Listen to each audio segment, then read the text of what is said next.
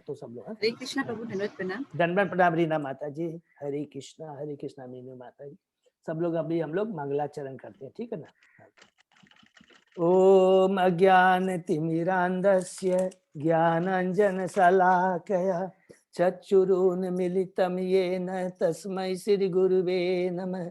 श्रीचैतन्यमनोभीष्टं स्थापितं येन भूतले स्वयं रूप कदा मह्यं ददाति स्वपदान्तिकं।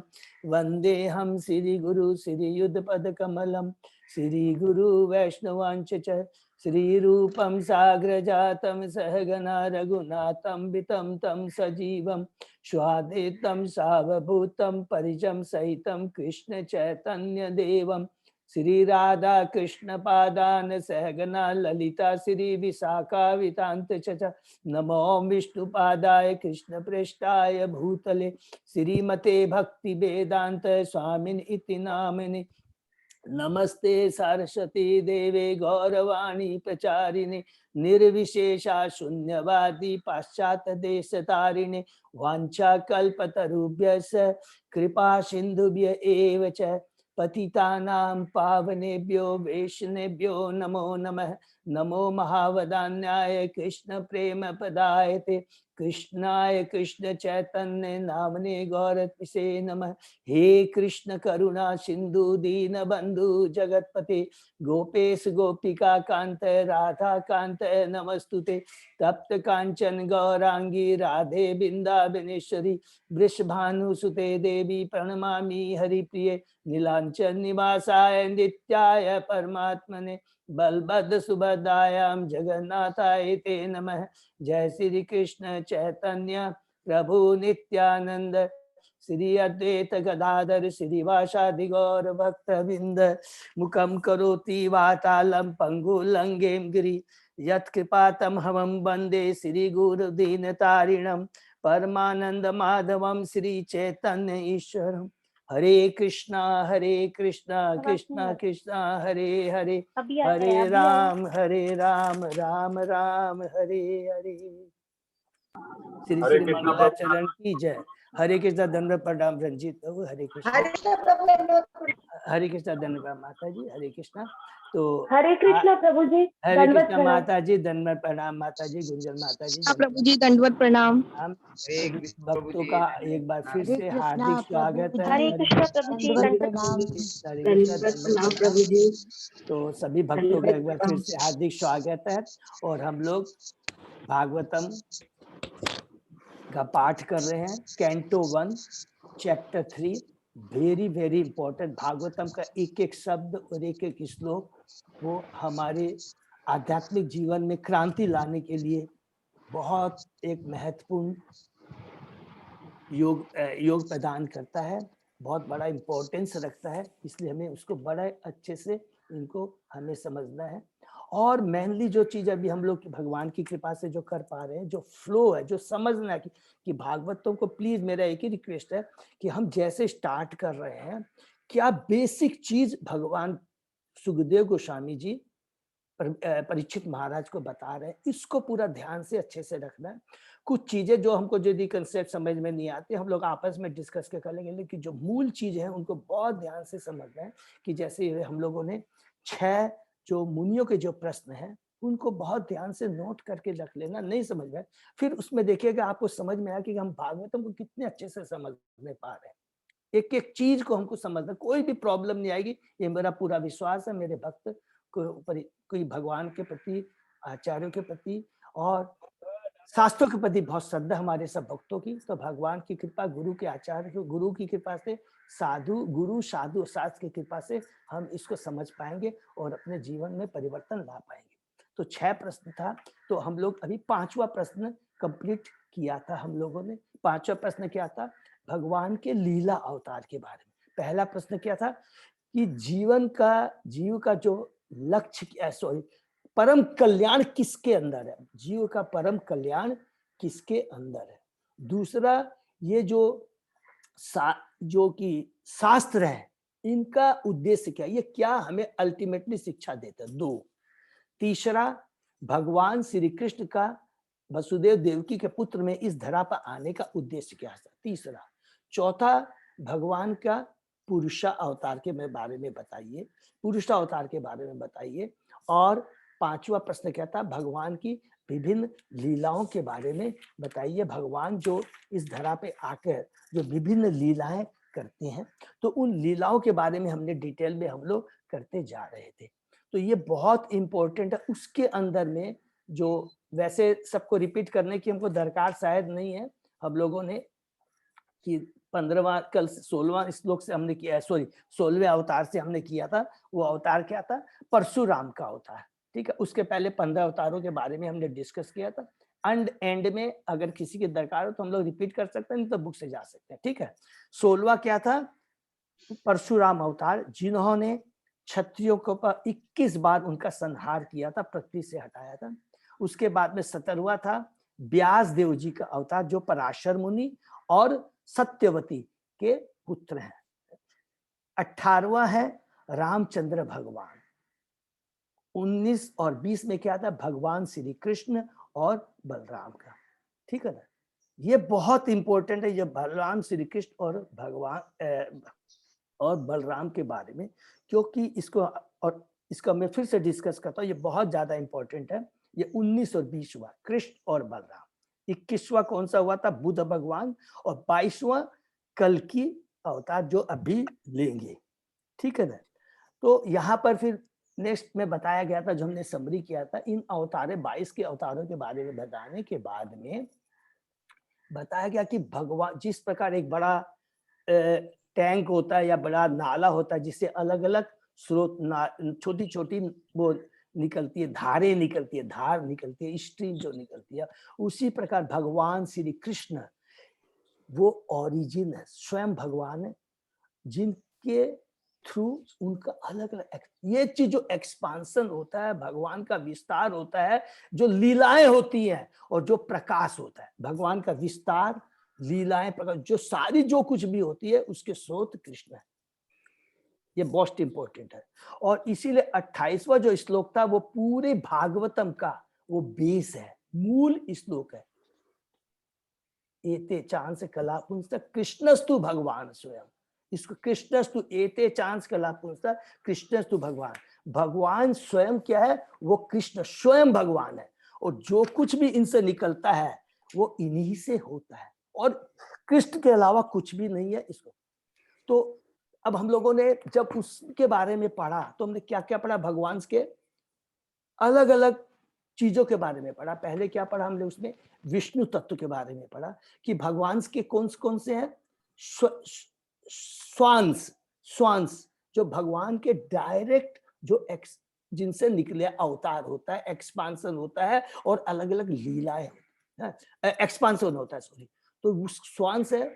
और दूसरे हैं क्या, हमने विभांस, जिसमें हम शक्त्यावेश अवतार के लिए शक्ति भगवान, उसके अंदर में हमने पढ़ा था कि सत्यावीस अवतार में भगवान क्या प्रत्यक्ष शक्ति देते हैं, और प्रत्यक्ष शक्ति जो कि प्रश्न आया था रीना माता जी का, जिन्होंने पूछा था विभूति और आवेश। आवेश मीन्स जैसे शक्त्यावेश, आवेश, आवेश तो माने जो भगवान शक्ति आवेश माने शक्ति प्रदान करते हैं, शक्ति आवेश, आवेश लेके प्रदान करते हैं। वो क्या होता है, धर्म के ऊपर में, जैसे कि व्यास देव जी है ज्ञान के लिए पे है, पर अलग अलग है, शक्ति दे के बढ़ते हैं।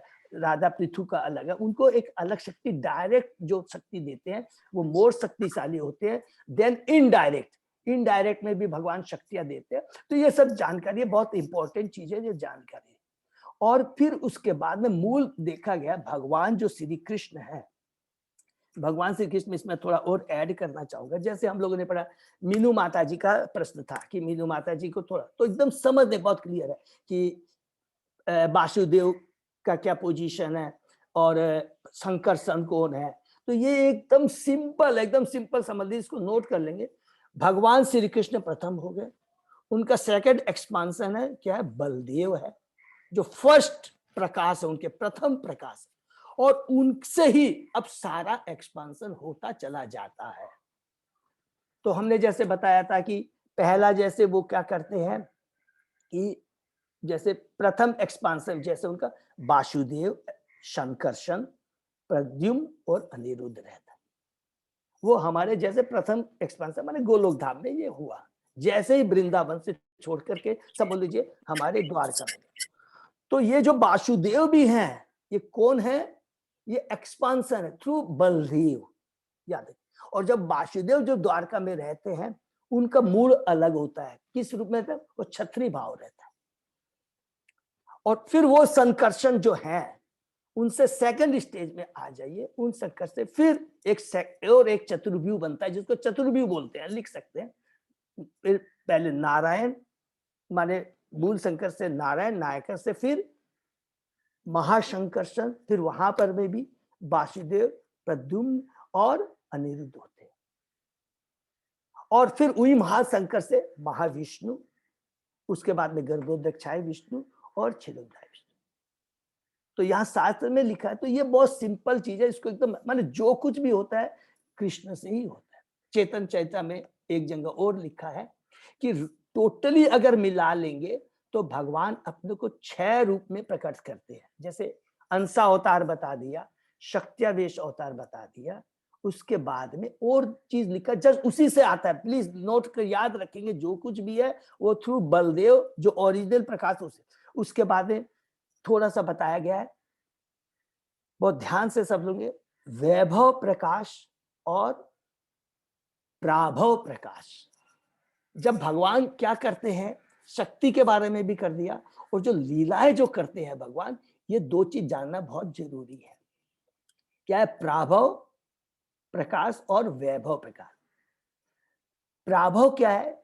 जब भगवान श्री कृष्ण कोई लीला करते हैं, उसमें उनका रूप और उनकी जो एक्टिविटी जो होती है एकदम 100% एक होती है। माने आप पता नहीं लगा पाएंगे। जैसे उदाहरण के लिए भगवान ने एक 16 जो वृंदावन में असंख्य जब गोपियों के संग रासलीला किया था, तो अपने को असंख्य रूप में उन्होंने अपने को प्रकट किया। Same Krishna expanded him unlimited form. तो उस समय क्या है, मूड क्या है भगवान का? गोपियों के संग रास करना। रूप क्या है? एकदम एग्जैक्टली वही तरह का है। तो ये क्या हो गया? भगवान का प्राभव प्रकार। और जब भगवान श्री कृष्ण जो कि बलदेव के थ्रू, अगेन रिपीट करता हूं, जब वो अपने को प्रकाश करते हैं, जिसमें रंग अलग होता है और भाव अलग होता है। प्राभव प्रकाश में क्या, रंग एक ही तरह होगा, तो एक ही तरह का फॉर्म, एक ही तरह का रंग और एक तरह का ही भाव। और वैभव प्रकाश में जब भगवान का होता है, तो क्या होता है कि उसमें रंग अलग होता है और भाव अलग होता है। तो जैसे बलदेव है जो फर्स्ट एक्सपांस, वो कौन से हो गए? वैभव प्रकाश हो गए, जिसमें उनका रंग गोरा होता है और उनका मूड क्या होता है? सेवा देना, भगवान को सेवा देना, लेना नहीं। तो वो हो गए सभ्य भगवान, भगवान श्री कृष्ण स्वयं रूप, स्वयं प्रकाश, जो कि सेवा चाहते हैं। और बलदेव क्या है? सेव्य हो गए, सेवा देना चाहते हैं। और ये जो बलराम है, पूरा का पूरा आप जीते थे कि क्षीरोदक्षाय जितने भी एक्सपांशन जो हमने डिस्कस किया था, सब में देखेगा सेवा का भाव है, भगवान का स्ट्रक्चर उनमें फॉलो करना है। तो ये 2 चीज हमेशा याद रखेंगे, प्राभव एंड विभव। उसके बाद में कहते हैं कि 5वां है भगवान का बाल रूप और पौडंग रूप। और जो ओरिजिनल जो रूप है भगवान श्री कृष्ण का, वो किशोर के रूप में रहते हैं। और जितनी भी लीलाएं होती हैं भगवान वृंदावन में जो करते हैं, बाल के रूप में करते हैं वृंदावन। उसके बाद में जितनी भी लीलाएं बाहर में होती है, चाहे आपके वृंदावन द्वारका में हो जाए, मथुरा में हो जाए, हस्तिनापुर में हो जाए, सब उनके एक्सपांशन से थ्रू होती है। Baldev is original expansion. भगवान श्री कृष्ण जो वृंदावन में है, उनका भाव क्या है? दिव्य रस प्रदान करना। वो कभी भी नहीं भूलते हैं।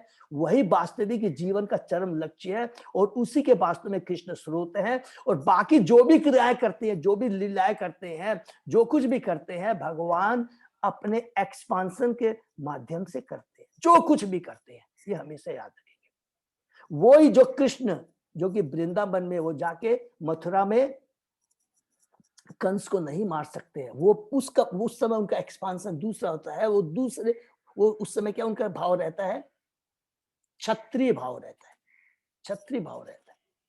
तो ये हमेशा याद रखेंगे। ये टोटली चीज, ये चीज पूरी जो भगवान के हमने अवतार के बारे में पढ़ा है, एते चांस कला पुंस कृष्णस्तु भगवान, इसके ऊपर हम लोग एक अलग से क्लास भी कर सकते हैं। लेकिन ये चूंकि इसलिए इतना बताया क्योंकि पूरा ये श्लोक है, यही पूरा गीता भागवतम का पूरे जो शास्त्र है उसका एक निचोड़ है, जिसको हम लोग हमेशा याद रखेंगे। एते चांस कला पुंस, तो कोई भी कंफ्यूजन नहीं रहेगा। जब भी आपसे कोई पूछ सकता है, जो कुछ भी हो रहा है इसका अलग से चेतन चरिता में बहुत डिटेल में अच्छे से समझाया, कोई को करा भी कंफ्यूजन नहीं रहेगा। तो ओरिजिनली भगवान की स्वरूप में है, वो अलग अलग रूप में प्रकट होते हैं, अलग अलग लीलाएं करते हैं, और अलग अलग मूड और भाव होता है।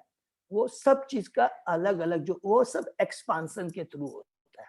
ठीक है, भगवान के अलग। तो मेरे ख्याल से इसमें हरे कृष्ण प्रभु। हाँ प्रभु, बोलो। वृंदावन में तो कृष्ण रहता है, और द्वारका और मथुरा में वो क्या बलदेव का एक्सपेंशन काम करता है? यस प्रभु, यस, वेरी गुड, एकदम बिल्कुल एकदम। ये हमेशा याद है, जो कुछ भी है प्रभु, जैसे आपका देखिए कृष्ण भगवान है, वासुदेव हो गए, वो वासुदेव कृष्ण हो गए जो कि उनसे निकला है, बलदेव से, माइंड इट। प्रद्युम्न हो गए, प्रद्युम्न कौन है? प्रद्युम्न गर्भोदक्षाय विष्णु। प्रद्युम्न कौन हो गए? वो गर्भोदक्षाय विष्णु का विस्तार है। अनिरुद्ध कौन हो गए? वो क्षीरोदय विष्णु का विस्तार है। और इसलिए हमने कहा था हम लोग इसको कोई चार्ट के माध्यम से कभी कोशिश करेंगे, कोई अगर ढंग से बनाए तो बनाए, पूरा चेष्टा करूंगा। तो मैं भी अपने मेरे को जो भी हेल्प करनी पड़ेगी, मतलब इसको बना करके अपने वैसे करेंगे, ताकि ये पूरा एकदम कंसेप्ट क्लियर रहेगा, पूरा क्लियर रहेगा प्रभु। और इसको पूरा ध्यान, खाली बेसिक चीज मैं बताने जा रहा हूँ कि याद रखेंगे कि इसलिए हमने पढ़ा था कि मूल जितने भी विस्तार होते हैं, लीला अवतार जो हमने पढ़े, सब कहाँ से है? गर्भोदक्षाय विष्णु, क्षीरोदय विष्णु से होते हैं। वो किनका विस्तार है? अनिरुद्ध और प्रद्युम्न। तो ये और डिटेल में जाएंगे। मान ओरिजिनल क्या हो गया? श्री कृष्ण, फिर बलराम, बलराम से अलग अलग हमारे चार, फर्स्ट जो गोलोक धाम में है संकर्षण, वासुदेव, प्रद्युम्न और अनिरुद्ध। फिर वही नीचे आते हैं बैकुंठ लोक में, फिर सेकंड चतुर्विध होता है जिसमें वही मूल संकर्षण महासंकर्षण होते हैं, फिर वो वासुदेव होते हैं, फिर अनिरुद्ध होते हैं, और उसके बाद में प्रद्युम्न है। फिर उन्हीं से क्या होता है? वही महाशंकर से महाविष्णु निकलते हैं, वो हो गए महाविष्णु। प्रद्युम्न से निकल गए गर्भोदक्षाय विष्णु, और अनिरुद्ध से हो गए क्षीरोदय। वो आगे चलता जाता है, उसके बाद में सारे जो अवतार है वो निकलते जाता है। बहुत सिंपल एकदम, करेक्ट, कंफ्यूजन नहीं करना एकदम है। तो हमेशा भगवान श्री कृष्ण ये बोलना क्या चाहते हैं इस श्लोक में, 28वें श्लोक में, कि भगवान श्री कृष्ण कितने महान है। उनकी विद्वता, उनकी योग्यता, उनकी भगवान बद्ध जीवों की। हरे कृष्णा माता जी। हाँ माता जी। प्रभु जी, क्षीरोदक्षायी विष्णु और कर्णोदक्षायी विष्णु ये इनसे पहले आते हैं कृष्ण भगवान से? नहीं माता जी, तो बाद में आते हैं ना? हाँ माता जी, अभी हम लोग ने जैसे डिस्कस किया ना, प्रथम में कृष्ण, फिर बलराम, फिर से उनसे एक्सपांशन होता है। चार जो मैंने बताया क्या क्या, फिर से संकर्षण, वासुदेव, प्रद्युम्न और अनिरुद्ध। फिर फर्दर उनका एक्सपांशन होता है जो महासंकर्षण, नहीं महासंकर्षण, पहले नारायण ले लीजिए, नारायण जो बैकुंठ लोग, उसके बाद में महासंकर्षण, उसके बाद में वासुदेव, फिर प्रद्युम्न, फिर अनिरुद्ध। फिर वो जो महासंकर्षण है उनसे पहले महाविष्णु निकलते हैं, का विस्तार होता है। भगवान श्री कृष्ण तो कृष्ण है वासुदेव। उसके बाद में जो प्रद्युम्न है उनसे गर्भोदक्षाय विष्णु, और जो अनिरुद्ध है उससे क्षीरोदक्षाय विष्णु। फिर वही महाविष्णु से क्या होता है? असंख्य ब्रह्मांड बनते हैं, सबको क्लियर है। और वही महाविष्णु जो कि फर्दर एक्सपांड करते हैं गर्भोदक्षाय विष्णु के रूप में, उनसे क्या होता है? असंख्य एक एक ब्रह्मांड में वो चाह कर करके सृष्टि करता है। पहले ब्रह्मा जी की सृष्टि करते हैं, फिर असंख्य वो होते हैं, और ब्रह्मा जी, ठीक है ना, पर वो फर्दर एक्सपांशन होता है।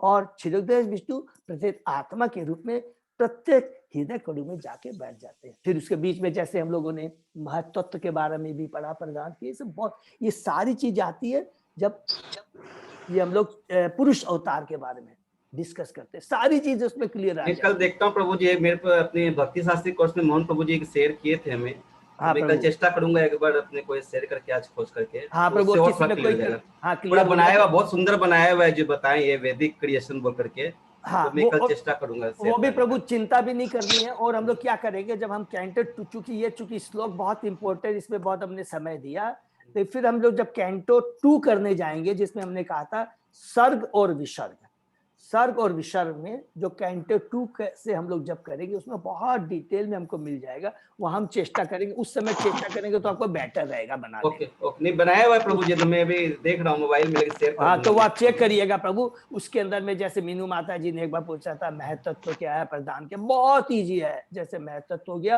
पूरा जो आकाश है, पूरा जैसे आकाश है, एक तो आध्यात्मिक जगत हो गया, एक भौतिक, तो ये पूरा जो भौतिक जगत में जितने भी एलिमेंट है जो है, इसको महत्व तो बोल दिया। लेकिन वो अप्रकट रहते हैं, प्रधान के रूप में जब रहते हैं अप्रकट रहते हैं, और जब वो सतोगुण रजोगुण तमोगुण जब एक्टिवेट होते हैं, तो वो सारे जो मेटेरियल तत्व वो प्रकट हो जाते हैं। वो टोटल जो प्रकट हो जाते हैं, टोटल जो मेटेरियल जो चीज है टोटल, उसको महत्व तत्व बोल दिया।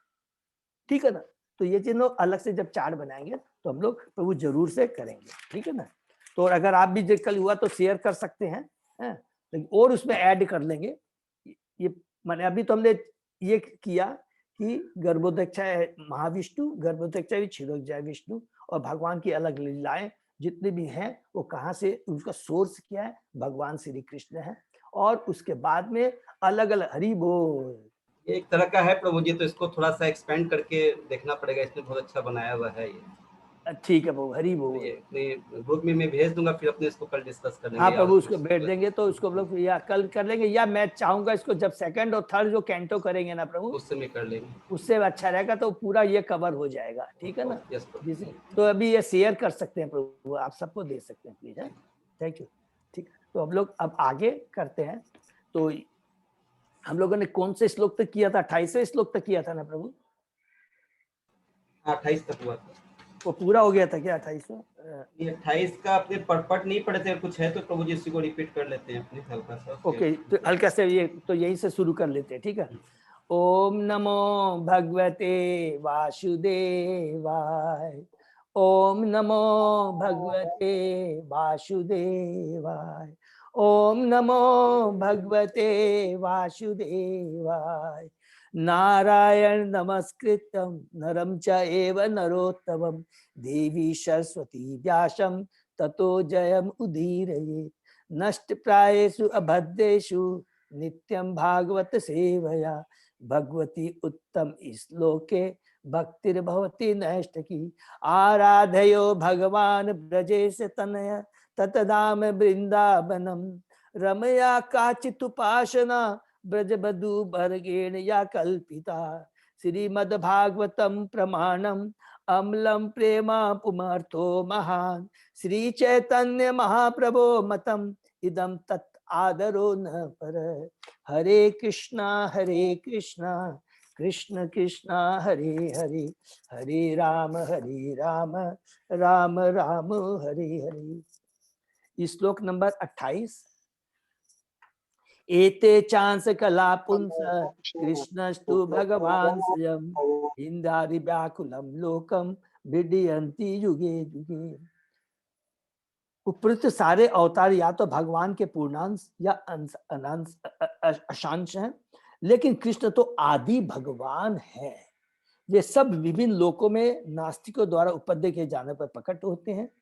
भगवान सदैव आस्तिकों की रक्षा करने के लिए अवतरित होते हैं। तो यहाँ पर दोनों चीज दे दिया, दो पार्ट दे दिया कि भगवान कौन है, पूरा एक श्लोक में दे दिया कि वो क्या है, स्वयं भगवान है। वो स्वयं भगवान है, आदि भगवान है। और जो कुछ भी, जितने भी बाकी जो भी विस्तार हैं और जितनी भी लीलाएं हैं, वो सारी भगवान के द्वारा ही होती है और उनके स्वांश के द्वारा होती है। और जितने भी इस भौतिक जगत के अंदर में जो भी कंट्रोल होता है, मैनेजमेंट होता है, वो सब भगवान के शक्त्यावेश अवतार है, जो कि दो तरह के हैं, आवेश एंड विभूति। विभूति का विभूति किस अध्याय 10 में है, अध्याय 10 में विभूति योग है, जिसमें भगवान ने अपनी विभूतियों के बारे में बताया है, ठीक है ना अध्याय। तो यहाँ पर भगवान और अलग अलग बार बार भगवान ने पूरी गीता में, भागवतम में, ब्रह्म संहिता में सब जगह ये प्रूफ कर दिया है कि कृष्ण ही स्वयं भगवान है, ठीक है। यहाँ पर तो क्लियर बोल दिया एते चांस कला पुंस कृष्णस्तु भगवान। उसी तरह गीता में क्या क्या है, मत परतरम नान्य किंचित धनंजय मई सर्वमिदं प्रोतम सूत्रे मणि गणाय, जो कल हमने भी डिस्कस किया कि भगवान कहते हैं कि मेरा एकमात्र जो मेरी जो महान जो विभूतियां शक्तियां उसकी एक अंश मात्र से मैं पूरे माने चाहे भौतिक जगत ले जाए को पूरा धारण कर रखा हूं। जो कुछ भी है मेरे से है। जिस प्रकार एक धागा में सारे मणिये गुथे रहते हैं, उसी प्रकार मैं भक्ति के प्रभाव से सब कुछ मेरे ऊपर निर्भर है। अगर मैं जरा सा भी हाथ हटा लूं, थोड़ा सा भी, जिस प्रकार धागे को टूट जाने से सारे मणिये बिखर जाते हैं, वैसे ही पूरी ये जितना भी यूनिवर्स सब कुछ इधर उधर बिखर जाए। जितने तारे हैं जो तैर रहे हैं आकाश में, ये किसका प्रभाव? कोई भी बता सकता है साइंटिस्ट? क्या ये सब भगवान की कृपा है, भगवान की शक्ति है, उससे है। उसी प्रकार भगवान हमारे 10वां अध्याय के 8वें श्लोक में कहते हैं, अहम सर्वस्य प्रभु मतः सर्व प्रवर्तते इति मत्वा भजन्ते माम बुद्धा भाव समन्विता। मैं सारे जितने भी आध्यात्मिक जगत है, भौतिक जगत, सबका क्या है, मैं कारण हूं। नॉट ओनली भौतिक जगत, आध्यात्मिक जगत और भौतिक जगत का मैं कारण हूं। जो आध्यात्मिक जगत है वो भगवान की चित्त शक्ति से होता है। भगवान की स्वरूप शक्ति, चित्त शक्ति, जिसको बोलते हैं अंतरंगा शक्ति से होता है। और ये भौतिक जगत है जो भगवान की कंट्रोल किससे होता है, बहिरंगा शक्ति से। बहुत सिंपल है, इसको हम लोग पूरा ध्यान देते हैं। ये भगवान बार बार रिपीट करते हैं और ब्रह्म संहिता में भी ये कहा गया है, ईश्वर परम कृष्ण संतादि सच्चिद विग्रह अनादि आदि गोविंद सर्व कारण कारण, ठीक है। और यहाँ तात्पर्य में प्रभुपाद जी ने, हमने कुछ भी नहीं पढ़ा था ना कि इस विशिष्ट श्लोक में भगवान श्री कृष्ण को अन्य अवतारों से पृथक किया गया। उनकी गणना अवतारों में की जाती, क्योंकि अहेतु की वे अपने दिव्य धाम से अवतरित होते हैं। अवतार का अर्थ है नीचे उतरना।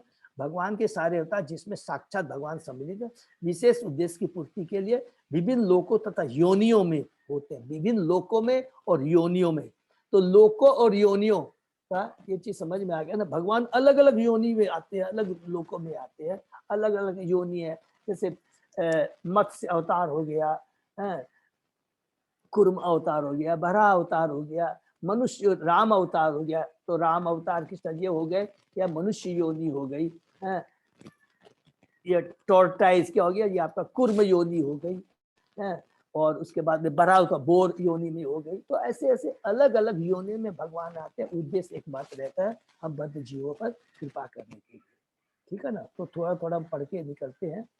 कभी वे स्वयं आते हैं और कभी अपने विभिन्न पूर्णांश या अंशांश या फिर प्रत्यक्ष अप्रत्यक्ष रूप से आवेशित अंश इस भौतिक जगत में विशिष्ट कार्यों के संपादन अवतरित होते हैं। विशिष्ट कार्यों के लिए, इसको अंडरलाइन कर लेंगे, अलग अलग विशिष्ट कार्य के लिए। जैसे कि व्यास देव जी को उन्होंने लेकर आया, परशुराम को लेके आया। व्यास देव जी का उद्देश्य क्या है कि उन्होंने भागवत की रचना। अलग अलग कार्य को ध्यान में रख करके भगवान अलग अलग रूप में आते हैं, लेकिन ओरिजिनल कौन है, भगवान श्री कृष्ण। भगवान मूलतः समस्त ऐश्वर्य, तेज, यश, सौंदर्य, ज्ञान तथा वैराग्य से पूर्ण होते हैं।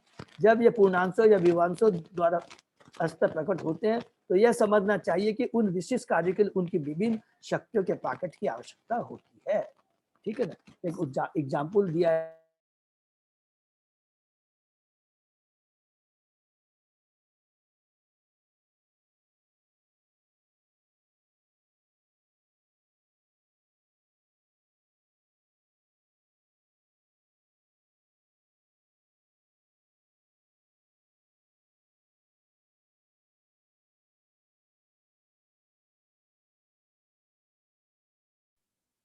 आवाज नहीं आ रही है।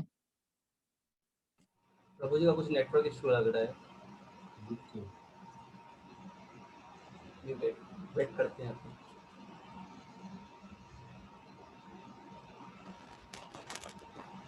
सॉरी, थोड़ा सा ये करेक्शन हो गया। और इसमें और कहीं हम देखते हैं, हाँ लास्ट में यहाँ पर लिखा, बहुत अच्छे से सुनेंगे, बहुत इंपॉर्टेंट है। इस प्रकार भगवान के समस्त अवतारों ने प्रत्यक्ष या अप्रत्यक्ष रूप से विभिन्न स्वरूपों का प्रदर्शन किया, लेकिन आदि भगवान श्री कृष्ण ने भगवान का पूर्ण स्वरूप प्रकट किया। आदि भगवान ने अपना आदि,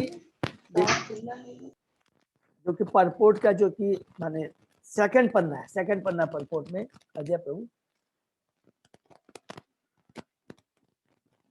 विभिन्न रूपों का प्रदर्शन कर, लेकिन आदि भगवान कृष्ण ने भगवान का पूर्ण स्वरूप प्रकट किया। इस प्रकार इसकी पुष्टि होती कि वह समस्त अवतारों के उद्गम है, और उनका सबसे अलौकिक स्वरूप तो वह था जिसमें उन्होंने गोपियों के साथ अपनी लीलाओं की अंतरंगा शक्ति का प्रदर्शन किया। गोपियों के साथ उनकी लीलाएं उनके सच्चिदानंद रूप को प्रकट करने वाली है। यद्यपि वे ऊपर से प्रणय जैसी लगती है, गोपियों के साथ उनकी लीलाओं के प्रति विशेष आसक्ति का कभी गलत अर्थ नहीं लगाना चाहिए। भागवत के 10वें स्कंद में इन लीलाओं का वर्णन है। गोपियों के साथ कृष्ण की लीलाओं के दिव्य स्वरूप को समझ पाने के लिए किसी भी जिज्ञासु को यह भागवत अन्य स्कंदों द्वारा धीरे धीरे अग्रसर कराता है। इसीलिए हम लोगों ने कहा था कि जब हम लोग ये कैंटो 1 से शुरू कर करके कैंटो 9 तक पहुंच जाएंगे, तो हम भगवान श्री कृष्ण कौन है, केवल उनके बारे में सुनने पढ़ने से, उनके भक्तों के बारे में सुनने पढ़ने से, लीला में सुनते, हमारी चेतना में पूरा परिवर्तन आ जाएगा। जो हमारी जो दूषित चेतना है, जो गलत चीज हम जो सोचते हैं, वो पूरी की पूरी चीजें क्लियर हो जाएगी, एकदम क्रिस्टल क्लियर हो जाएगी, और भगवान कृष्ण के प्रति हमारी इतनी भक्ति जागृत हो जाएगी, तो उसको भगवान क्या बोलना चाहते हैं एग्जैक्ट उसी रूप में हम देख पाएंगे, समझ पाएंगे और अपने जीवन में उतार पाएंगे। इतना पावरफुल है अगर हम लोग मन से, ध्यान से ये पूरी भागवतों को हम पढ़ते हैं, ठीक है ना। उसके बाद में लास्ट में ये चीज मेरे ख्याल से सबको मालूम है, भगवान के अंत में जैसे बताया गया कि भगवान में 64 गुण होते हैं, और उनके अवतार जो विष्णु में 60 होते हैं, और शंकर भगवान ने, जो कि न तो विष्णु तत्व है न जीव तत्व है, बीच में है। जैसे किसी पंडित प्रभु ने बताया था, बहुत अच्छा बताया था, तो न तो वो विष्णु तत्व है, मीन्स उनका आध्यात्मिक नहीं शरीर है, न जीव तत्व है, वो बीच में है। इनकी बहुत डीप है, तो उसको हम लोग अलग से स्टडी करेंगे, ठीक है ना, बहुत इसके ये होगी।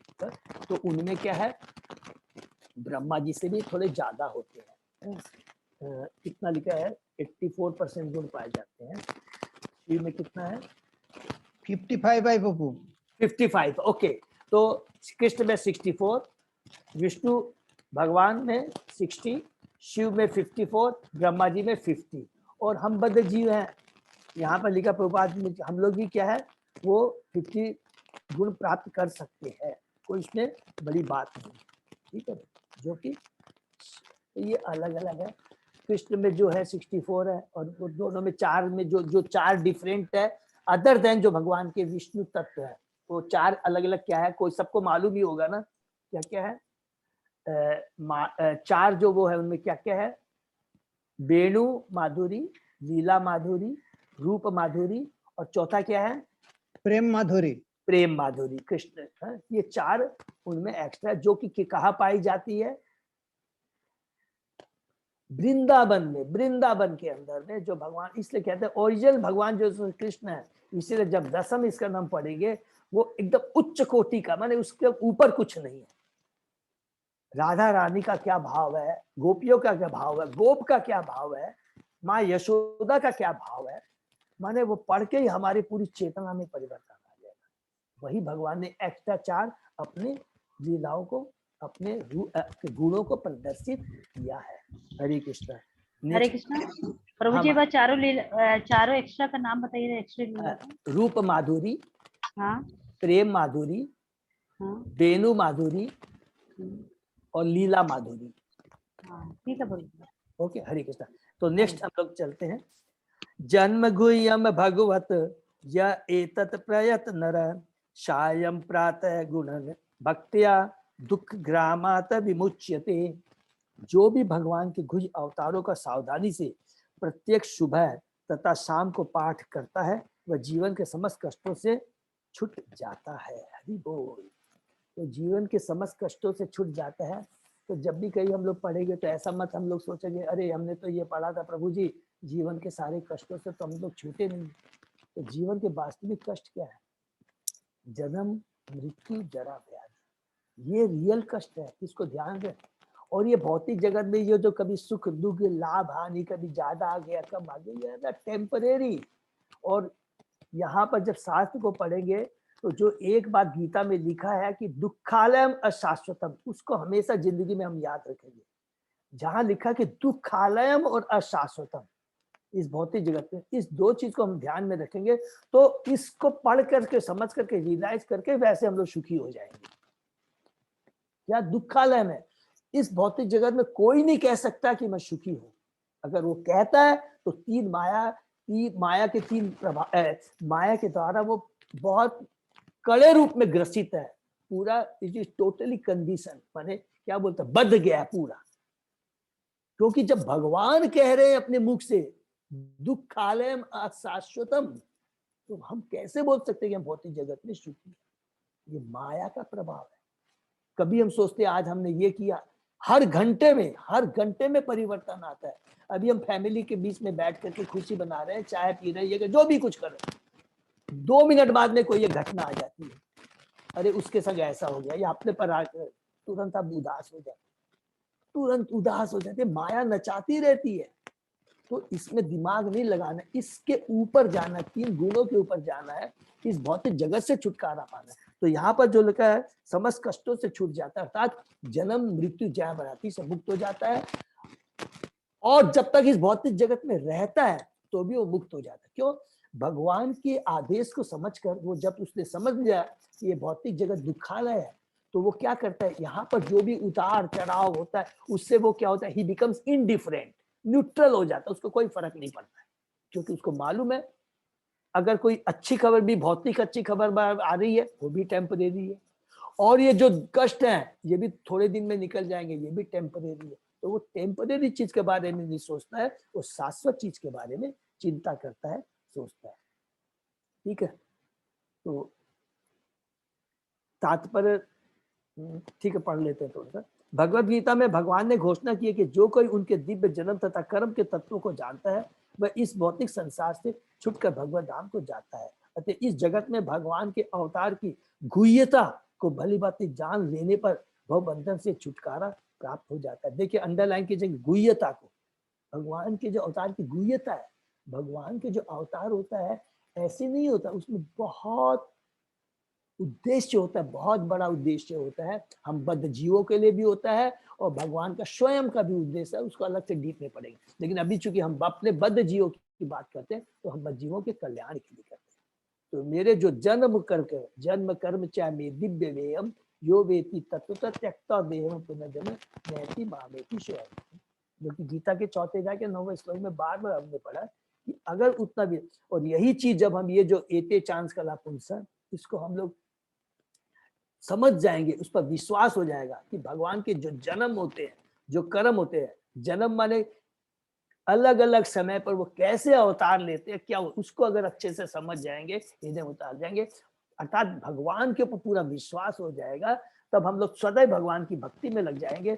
और सदैव भगवान की जब भक्ति में लग जाएंगे तो धीरे धीरे हमारी भक्ति इतनी प्रगाढ़ हो जाएगी कि फिर दोबारा इस भौतिक जगत में हमें आना ही नहीं पड़ेगा। अर्थात जो भगवान के जन्म कर्म को अच्छे से समझ लेता है, जीवन में उतार लेता है, फिर इसको इस भौतिक जगत में दोबारा नहीं आना पड़ता।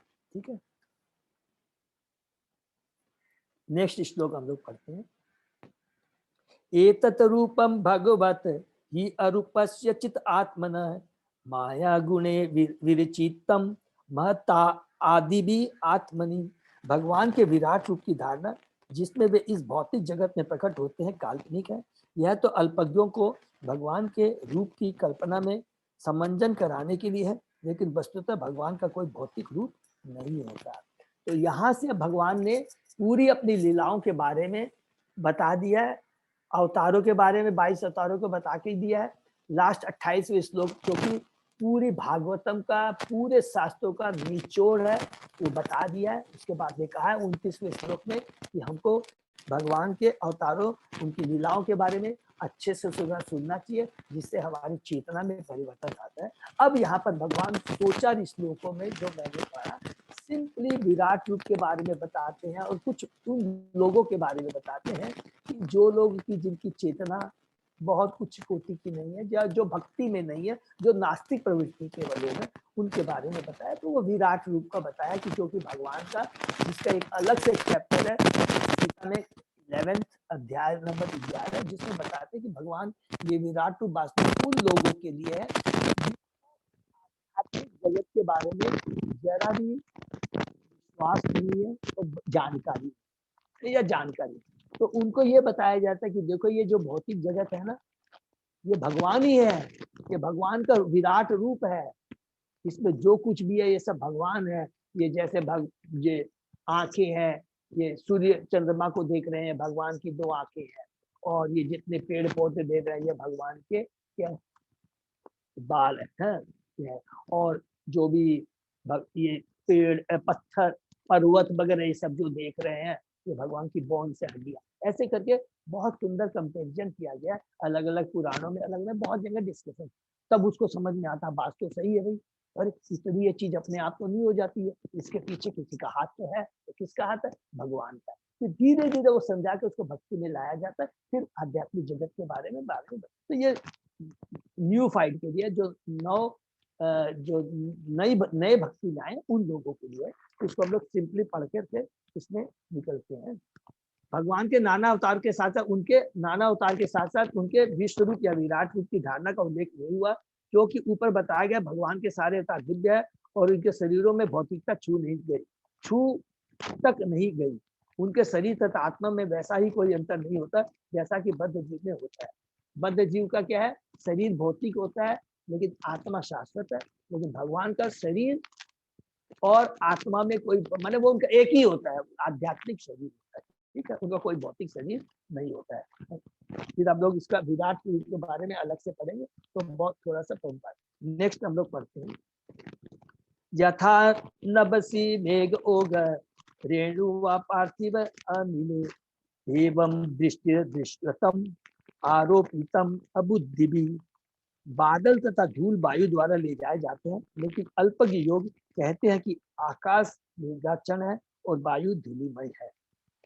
इसी प्रकार वे लोग आत्मा के विषय में भी भौतिक शरीर की कल्पनाओं का आरोप करते हैं। तो जो कि 9 शिक्षा जो कि हमने पढ़ा, जिनको भगवान के बारे में, भगवान के दिव्य धाम के बारे में, आत्मा के बारे में जानकारी नहीं है, तो ये मैं थोड़ा सा एक्सप्लेन कर रहा था, तो मेरे को केसी पंडित सुस्मिता माता जी ने थोड़ा हिंदी में मैं नहीं समझ पा रहा था, तो उन्होंने मेरे को एक्सप्लेन किया कि प्रभु इसका मतलब ये है कि मतलब क्या है कि जिस प्रकार की जो न्यूफाइड होते हैं, अभक्त होते हैं, जिनको शरीर के आत्मा के बारे में जानते, वो केवल शरीर, बहुत स्थूल शरीर और भौतिक शरीर के बारे में बात, तो उनको आत्मा की जानकारी नहीं है और वो अपना अलग से कोई इंटरप्रिटेशन सब करते रहते हैं। ये भौतिक शरीर ही सब कुछ है, यही ये स्थूल शरीर और सूक्ष्म शरीर ही सब कुछ है। तो यहाँ पर कंपैरिजन किया गया है कि लिखते हैं कि जिस प्रकार जो अल्पज्ञ होते हैं वो कहते हैं कि जो आकाश है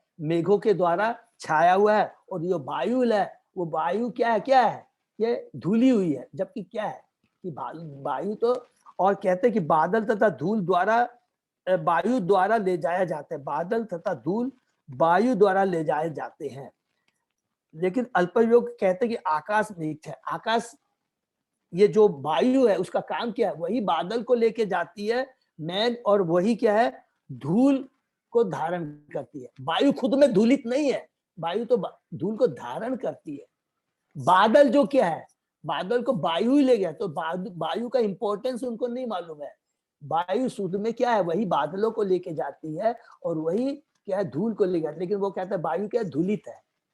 तो ये जस्ट एक कंपैरिजन किया गया, जिस प्रकार अल्पज्ञ होते हैं उनको आत्मा के बारे में नहीं मालूम है, वो सोचते हैं कि ये शरीर और यह स्थूल शरीर का मतलब सबको मालूम है ना, जो 5 तत्वों से बना है, पृथ्वी अग्नि जल वायु आकाश, और सूक्ष्म शरीर मन बुद्धि अहंकार। यही क्या, ये आठों क्या है, भौतिक है, आध्यात्मिक नहीं भौतिक है। तो इसी के बारे में वो सोचते हैं, लेकिन उसके अंदर जो अंदर आत्मा है उसके बारे में उनको जानकारी नहीं है। यहाँ पर आगे पुष्टि की गई है कि हम सर्व आत्मा भगवान को अपने भौतिक नेत्र इंद्रियों से नहीं देख सकते, यहाँ तक कि हम जीवों के भौतिक शरीर में विज्ञान आदर स्फुलिंग तक की पहचान नहीं कर पाते। हम शरीर के बाह्य आवरण या जीव के सूक्ष्म मन की तलाश तो करते हैं, लेकिन हम शरीर के भीतर का आत्मिक स्फुलिंग नहीं देख पाते। अतः हमें उसके स्थूल शरीर की उपस्थिति के कारण जीव की उत्पत्ति स्वीकारनी पड़ती है। इसी प्रकार जो लोग भगवान का दर्शन अपने वर्तमान भौतिक नेत्रों से या भौतिक इंद्रियों से करना चाहते हैं, उन्हें विराट रूप का ध्यान करने की सलाह दी जाती है। अर्थात जो नरसिकिया, उनको पहले क्या बोला जाता है कि पहले तुम विराट रूप के बारे में, ये भौतिक जगत के बारे में समझ लो, फिर तुमको आध्यात्मिक जगत के बारे में बताए। तो ये जस्ट विराट रूप का आगे 3-4 श्लोक में सुत गोस्वामी जी बताएंगे। नेक्स्ट, अतः परम यत् अव्यक्तम अव्यूढ़ गुण बृहतम दुष्ट अश्रुत वस्तुत्वात् स जीवयत पुनः भवः। रूप की स्थूल धारणा से परे रूप की एक अन्य सूक्ष्म धारणा है जिसका कोई आकार नहीं होता और जो अनदेखा, अनसुना तथा अव्यक्त रहता है। जीव का रूप इस सूक्ष्मता से परे है, अन्यथा उसे बार बार जन्म न लेना पड़ता। तो यहाँ अब बता रहे हैं कि ये जो स्थूल की धारणा, माने स्थूल शरीर माने ये भौतिक शरीर जो 5 तत्व, उसकी जो धारणा है, और सूक्ष्म शरीर की जो धारणा है, मन बुद्धि का, इससे भी परे क्या है, आत्मा है जो शाश्वत है और वही वास्तव। अगर उसके कल्याण की अगर हम सोच लेते, उसके बारे में अगर हम सोच जाते, तो हमको फिर ये बार बार ये शरीर धारण नहीं करते। ठीक है, यहाँ पर तात्पर्य में बोलते हैं प्रभुपाद जी, निष्कर्ष यह निकला कि भगवान अपने दिव्य रूप में नित्य विद्यमान रहते हैं, जो जीव के समान न तो स्थूल है न सूक्ष्म। उनके शरीर की तुलना कभी भी जीव के स्थूल तथा सूक्ष्म शरीरों से नहीं की जा सकती। ईश्वर के शरीर की ऐसी सारी धारणाएं कल्पित है। जीव का अपना नित्य आध्यात्मिक रूप होता है जो भौतिक कल्मश के कारण ही बंद होता है। तो यहाँ पर बताते हैं कि जो आत्मा है शाश्वत है और भगवान का जो शरीर है वो टोटली आध्यात्मिक, नंबर 1। नंबर 2 कि जीव क्या है, वास्तविक क्या, वो उसकी जो आत्मा है, उसको आध्यात्मिक रूप होता है, लेकिन वो क्या है, ये स्थूल और सूक्ष्म शरीर के आवरण के चलते उसमें ढक जाता है और उसके चलते क्या होता है, वो अपनी वास्तविक स्थिति को भूल जाता है। ठीक है, नेक्स्ट, यत्र इमे सत असत रूपे प्रतिसिद्धे स्वसंविदा अविद्या आत्मनि क्रीते इति तत् ब्रह्म दर्शनम। जब कभी मनुष्य आत्म साक्षात द्वारा यह अनुभव करता है कि स्थूल तथा सूक्ष्म दोनों शरीर का शुद्ध आत्मा से कोई सरोकार नहीं, उसी समय वह अपना तथा भगवान का दर्शन करता है। हरि बोल। तो यहाँ पर आकर करके क्लियर बोल दिया गया है कि यदि जीव इस सूक्ष्म और स्थूल शरीर के जब ऊपर चला जाता है और वो समझ लेता है कि ये जो भौतिक शरीर है जिसमें स्थूल और सूक्ष्म ये 8 जो तत्व है, इसका आत्मा से कोई लेना देना नहीं है। ये तो यहाँ भौतिक जगत हम जाएंगे तो ये छोड़ के चले जाएंगे, और जब आध्यात्मिक जगत में चले जाएंगे तो न आपके संग में स्थूल शरीर रहेगा न सूक्ष्म शरीर रहेगा। स्थूल शरीर तो जब भी हम इस शरीर को जला देते हैं खत्म हो जाता है, और सूक्ष्म जो शरीर है जब हमको अगर आत्मा को जब नया शरीर लेना होता है तो इसी सूक्ष्म शरीर के माध्यम से, मन बुद्धि के आकार के साथ के माध्यम से, जो कि हमारी चेतना को, हमारी कर्म और चेतना को दोनों कैरी करता है, और उसी हमारी कर्म और चेतना के अनुसार, चेतना में इस मरते समय हमारी जो चेतना रहती है, जो भाव रहता है, उसको कैरी करके उसी के अनुसार हमें दूसरा शरीर प्रदान कर देता है। तो इसलिए इसकी कोई वैल्यू नहीं है, क्योंकि हमको दूसरा शरीर लेना ही नहीं है। उद्देश्य क्या है हमारा जीवन का, इस भौतिक जगत से छुटकारा पाना। इसलिए हमारे लिए ये स्थूल शरीर और सूक्ष्म शरीर कोई मायने नहीं रखता है। हमें तो आत्मा दिव्य है और भगवान के धाम में जो हमारा शरीर होता है वो भी दिव्य होता है, उसमें कोई भौतिकता नहीं रहती। ठीक है ना। तो थोड़ा सा तात्पर्य में यहाँ लिखा हुआ है, आत्म साक्षात्कार का अर्थ है स्थूल तथा सूक्ष्म शरीर की आवश्यकताओं के प्रति अन्य मनस्क होना और आत्मा के कार्यों के प्रति गंभीर बनना। ये इंपॉर्टेंट है, अंडरलाइन कर लेंगे। प्रभुपाद जी बहुत बढ़िया। कभी भी हमें भौतिक शरीर के प्रति, देखिए ये भौतिक शरीर की अगर हम डीपली गहराई में जाएं, अगर इसको सूक्ष्म रूप से थोड़ा डिस्कस करें, समझे, तो हमको समझ में आ जाएगा ये शरीर क्या है। जब ये जन्म होता है तो माँ बाप कहते हैं ये मेरा शरीर है। जब स्कूल में पढ़ाई करने जाते हैं तो टीचर बोलते हैं ये मेरा शरीर है। पास करने के बाद में जब नौकरी करते हैं तो मालिक बोलता है ये मेरा शरीर है। जब इसको जला देते हैं तो अग्नि बोलती है मेरा शरीर है। जब गिद्ध इसको खाते हैं तो गिद्ध बोलते हैं मेरा शरीर है। इसको गहराई, ये किसका है? हर आत्मा क्या है? कोई क्लेम नहीं कर सकता। आत्मा किसका अंश है? ये भगवान। दूसरा नहीं कह सकता।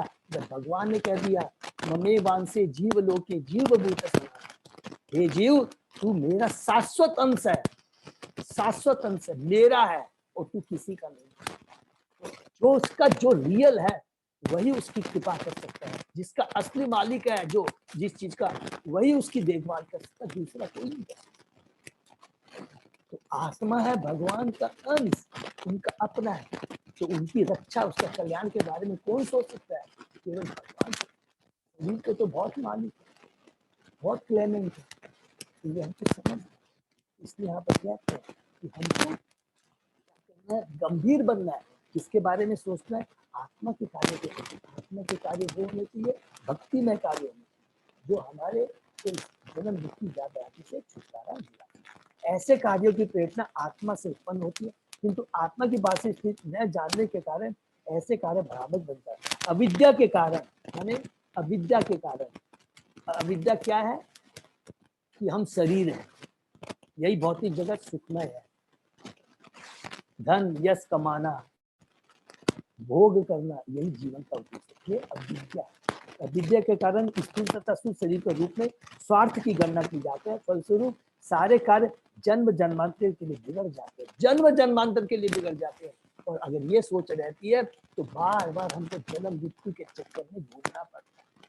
देखिए कितनी ज्यादा हमारी चेतना, हमारी पर यहाँ पर प्रभुपाद जी अपने तात्पर्य के नाम से बताते हैं, गंभीर बन जाओ अपने आत्मा के कल्याण के लिए। चीजों को कितना भी कुछ कर लीजिए, यही छोड़ के जाना। इसको तो उतना ही यूज करना है जो हमारे आत्मा के कल्याण के लिए आवश्यक है। फलस्वरूप सारे कार्य जन्म जन्मत के लिए बिगड़ जाते हैं। किंतु जब कोई मनुष्य सचमुच अनुशीलन द्वारा आत्मा से करता है तो आत्मा के कार्यों का शुभारंभ होता है। फलस्वरूप जो व्यक्ति आत्मा के कार्यों में व्यस्त रहता है वह बद्ध जीवन में रहता हुआ भी जीवन मुक्त कहलाता है। इसको भी अंडरलाइन करिए। अगर हम भौतिक जगत में भी हैं और आत्मा के लिए कल्याण करके जा रहे हैं, तो भी इस भौतिक जगत में रहते हुए भी हम लोग क्या कहेंगे? जीवन मुक्त, विमुक्त, जीवन मुक्त कहलाएंगे। मुक्ति,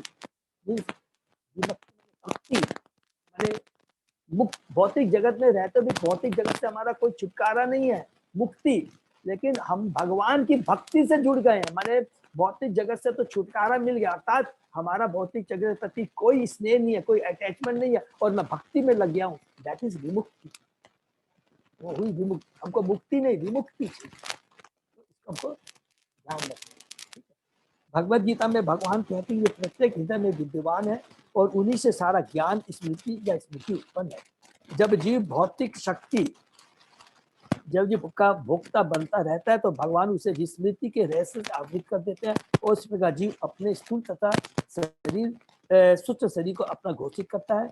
और जब दिव्य ज्ञान के अनुशीलन द्वारा जीव स्मृति के पास से छूटने के लिए भगवान से प्रार्थना करता है तो भगवान अपनी अहेतु की कृपा से जीव के मोह आवरण को हटा देते हैं और वह स्व की अनुभूति करने लगता है।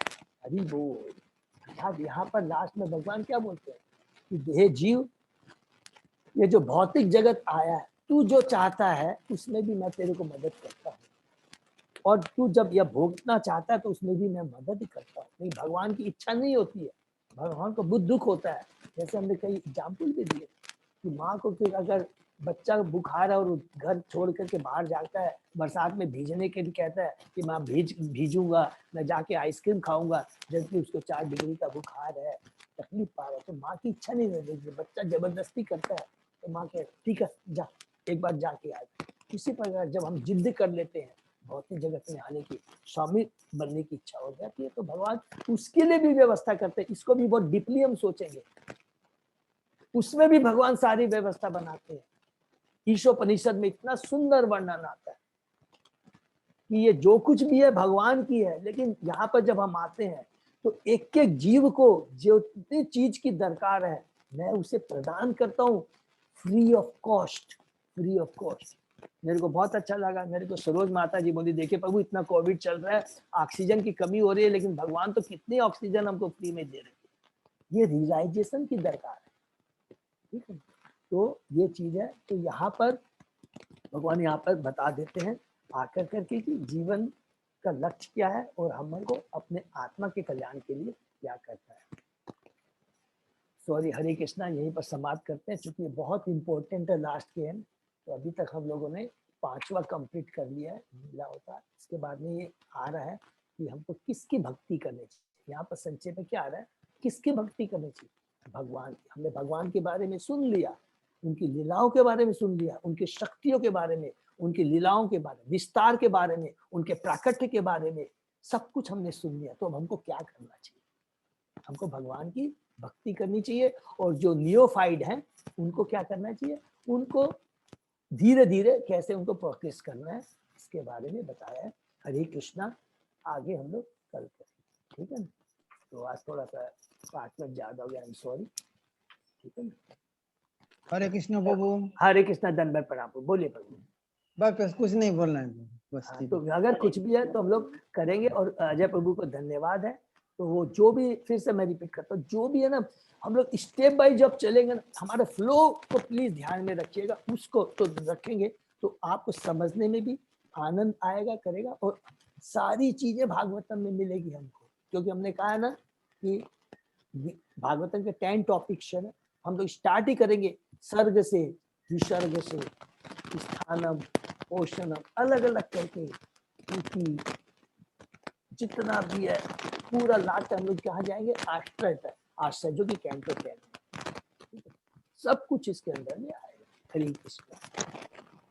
हरि बोल। प्रभु जी, एक बार भक्ति पुरुषोत्तम स्वामी बोल रहे थे जो 24 अवतार का नाम है ना, वो रोज लेना चाहिए। हरि बोल, हरि बोल। माता जी, मैं आपको क्या बता रहा हूँ, आपने इतनी बड़ी बात। आप खाली ये वाला श्लोक मैं अपना जस्ट लीला के बता रहा हूँ। ये वाला जो श्लोक है ना, जैसे पहला चैप्टर का जो है ना, हम लोगों ने जो पढ़ा था श्लोक नंबर 6, पहले 3 श्लोक, 6ठा और अभी जो 28वां श्लोक हमने पढ़ा, इसके पहले वासुदेव परम धर्म, वासुदेव परम मखा, वासुदेव परम यज्ञ, ये 5-6 तो मैं बार बार भूल जाता हूँ, मेरे को याद है। ये हम लोग मेमोराइज, खाली पढ़, इसको रिपीट कीजिए माता जी, हम लोग इसको पढ़ेंगे, मेमोराइज भी हो जाएगा और हमारी चेतना में बहुत परिवर्तन आ जाएगा। Reality what we are, actually हम लोग क्या है और हमारे क्या कार्य होने चाहिए, तो उसमें एक विश्वास और रेगुलरिटी आ जाएगी। ये नहीं कि आजकल रेगुलरिटी में कंटिन्यू होते चला जाएगा, स्वतः ही होते चला जाएगा, अलग से कोई प्रयास करने की दरकार। तो thank you so much Sushmita माता जी। तो यही पे हरे कृष्णा प्रभु जी। हरे कृष्णा, धन्यवाद, बहुत बहुत धन्यवाद। हरे कृष्णा, हरे कृष्णा प्रभु जी, दंडवत प्रणाम।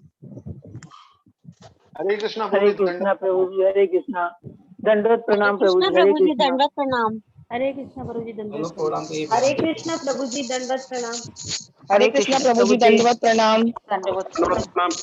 हरे कृष्णा प्रभु जी, धन्यवाद। हरे कृष्ण प्रभु, दंडवत प्रणाम। हरे कृष्ण प्रभु जी, दंडवत प्रणाम।